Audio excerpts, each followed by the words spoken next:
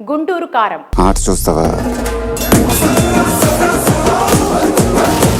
ప్రస్తుత కాలంలో వస్తున్న సినిమాలు ఒకప్పటిలా 100 రోజులు ఆడటం చాలా తగ్గిపోయాయి. ఒకప్పుడైతే సంవత్సరం ఆడిన సినిమాలు కూడా చాలా ఉన్నాయి. పానిగడ్ కూతురు ఫిగరే.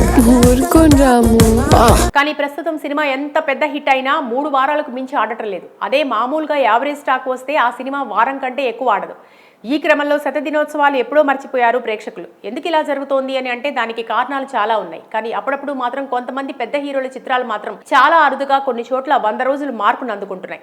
ఈ నేపథ్యంలో దశాబ్దం క్రితం వచ్చిన బాలయ్య లెజెండ్ సినిమా ఒక థియేటర్లో వరుసగా 400 రోజులు ఆడి రికార్డు సృష్టించింది. అలాగే గత ఏడాది సంక్రాంతికి రిలీజ్ అయిన వాల్తేరు వీరయ్య, వీరసింహారెడ్డి, నువ్వా నేనా అని పోటీ పడుతూ వేర్వేరు సెంటర్లలో సంవత్సరం ఆడిన రికార్డును సంపాదించాయి. 3 సంవత్సరాల క్రితం వచ్చిన RRR కూడా అత్యధిక రోజులు ఆడినట్టుగా చూసాం. మరి నిజంగానే రోజుకు సినిమాని 4 షోలు ఆడించే ఈ ఘనతను అందుకున్నారా, లేక అభిమానులు ప్రెస్టేజ్కి వెళ్లి అది వచ్చేలా చేసుకున్నారా అనేది థియేటర్కి వచ్చిన ఓనర్లకు మాత్రమే తెలుసు.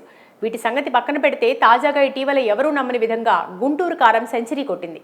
2 థియేటర్లలో 100 పోస్టర్ వేసుకుంది.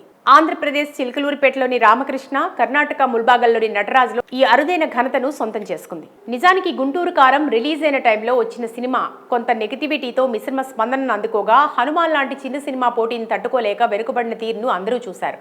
కానీ ఇప్పుడు అనూహ్యంగా 100 రోజులు ఆడిన ఘనతకు ఏమాత్రం సంబంధం లేదు. కేవలం మహేష్ బాబు పేరు మీద ఆయా ప్రాంతాల్లో కొన్ని మైలురాళ్లు ఉండాలనే ఉద్దేశంతోనే ఫ్యాన్స్ కావాలని ఆడించారని ఇతర హీరోల అభిమానులు చర్చిస్తున్నారు. ఏది నిజమో ఏది అబద్ధమో తేల్చి చెప్పలేం. కానీ ఏదైతేనేం అంతగా ఆడలేదనుకున్న గుంటూరు కారం పేరు మీద 100 రోజులు స్టాంప్ పట్టడం సంతోషకరమే.